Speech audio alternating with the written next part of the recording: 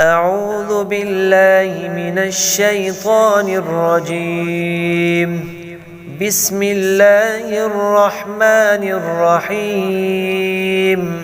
أفمن شرح الله صدره للإسلام فهو على نور من ربه فويل للقاسية قلوبهم من ذكر الله أولئك في ضلال مبين. الله نزل أحسن الحديث كتابا متشابها مثاني تقشعر منه جلود الذين يخشون ربهم ثم تلين جلودهم وقلوبهم إلى ذكر الله ذلك هدى الله يهدي به من يشاء ومن يضلل الله فما له من هاد.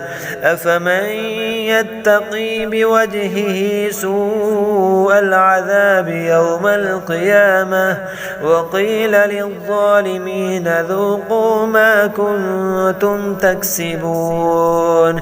كذب الذين من قبلهم فأتاهم العذاب من حيث لا يشعرون فأذاقهم الله الخزي في الحياة الدنيا ولعذاب الآخرة أكبر لو كانوا يعلمون. ولقد ضربنا للناس في هذا القرآن من كل مثل لعلهم يتذكرون قرآنا عربيا غير ذي عوج لعلهم يتقون.